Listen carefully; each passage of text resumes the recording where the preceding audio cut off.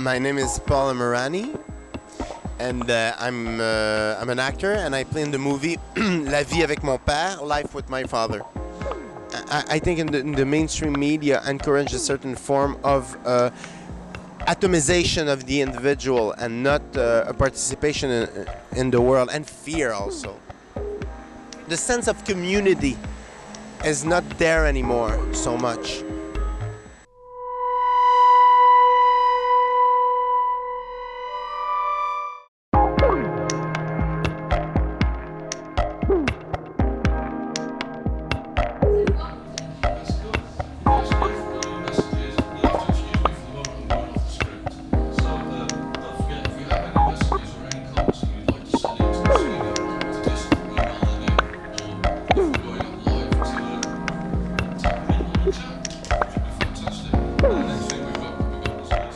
Let's Go Global is about supporting communities, but it's also about supporting artists to work with us to be able to produce content that is important to local people, communities. We've had lots and lots of people from different parts of the world actually come here, and even if they're just kind of sat in the studio and having a chat with artists that we've got, I think the sort of, again, to not to use another cliche, but the enrichment that brings, it actually does show that things are happening, and that if it wasn't for this kind of little internet TV station that we've set up, those things would have never happened here. You know, it just wouldn't be taking place. You wouldn't be here if it wasn't for that, you know.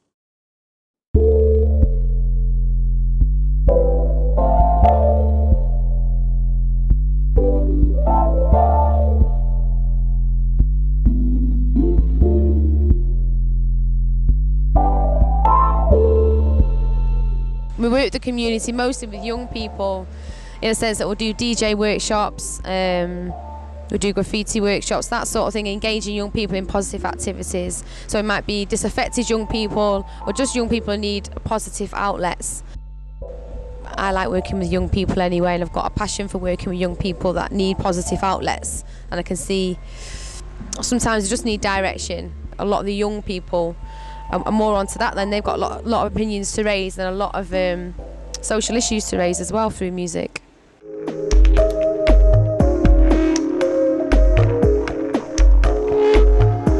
My name is Joanna Hughes, and I'm a tutor on the Our Lives Online project, which is a project specifically to capture the stories of asylum seekers. Asylum seekers are people who've applied to come to live in Britain but haven't yet been afforded permanent status.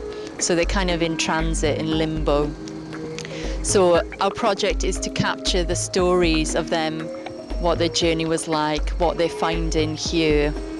And I think it's very much to bring these people out as real people, you know, human beings, because most of the time there's a lot of bad press, you know, about, oh, they're coming over here and they're taking our jobs and they want our money and they don't want to work and all this. And it's just lies, basically. You know, these people are desperate, you know, they're coming from very war-torn situations. They're really struggling.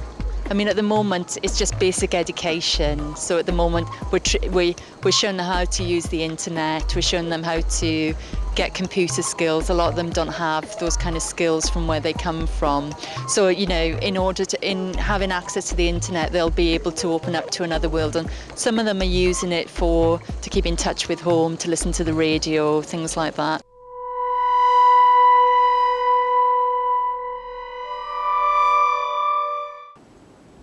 What we have noticed is that lots of people from whichever communities they're in have got very, very similar issues, and I think sometimes they sit isolated in their own communities. They don't think that anybody, you know, they couldn't imagine that anybody in Tijuana, for example, has got the same issues as somebody kind of sat in these flats behind us here in Old Trafford. But I think by kind of being able to see the issues that are happening, or things that happen with Let's Go Global, they'd realise actually there's people are people, and they really do have the same kind of, you know, stories and issues, and I think it can help people out just by kind of watching that and to see how other people have resolved things and what they do next. And just on a different level, I think just for as pure entertainment, just to see how things are, see what kind of what people are doing, how people are engaging. Or we may see what occasionally a sort of US or Mexican big broadcaster says is happening, whereas kind of if our users watched Bulbo TV, they could see really what's happening on the ground. And in the past, yes, you can use kind of forums and news groups to hear what people are saying, but for the first time you can actually see it. I think always with these projects you have an idea of what it's going to be like, and then you have to really be open to what people want, you know, and work with them. I feel some of the people that I know would welcome alternative education, basically, in something that's other than mainstream media, mainstream information, mainstream propaganda, mainstream music. Certainly there's a whole host of people who are crying out for that, but it has to be done in the right way, and it has to be presented in a professional way.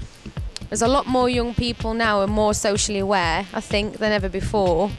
But there's also so much propaganda in media that it's very difficult for young people to have any other concepts or any other ideas of what life is like, apart from the propaganda that they're fed daily.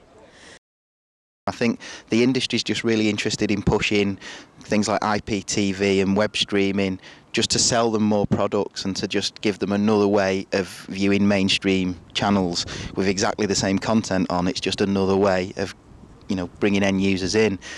Whereas when they come here, they actually can see that for the first time they're allowed to be producers and distributors of content themselves. So I think that's what, you know, the difference is, and I think people are really starting to see the benefits of that as an alternative media delivery platform. And there's lots of things that are existed by already in existence, you know, Google Video, those kind of things, but they're not really kind of engaging anybody directly. They're not creating a sense of that community involvement in what happens. It's you just upload a file. That's happened for a long time on the internet. What we do is bring people together, and it really is a little bit, you know, it's a word that's like kind of really overused, especially here in the UK. It's like social cohesion. But things like Google Video don't really provide social cohesion. Coming here on a Thursday night to help create a video with a team of other people, that really does. I know that I like personally to go in a place and watch a movie among other people, to have it as a social experience, to have it as in a dark room with other human beings. There's something that cannot really replace that. I find it a little bit sad that now the only thing that you can do, that a lot of people do, is consume at home alone in front of a screen, you know, and all life is around that screen. There's no and when they go out of their home, they get in their car, which is another bubble. And 100 years ago, which is not a very long time ago, people were still living in a very social context. They were meeting, talking, living with other people. I'm not sure if I'm being clear, but I think you would experience human exchanges more than now. And it's ironic, right? Huh? It's ironic. And it's ironic that it's supposed to be that exchange tool that makes us so lonely. I think it's a good end.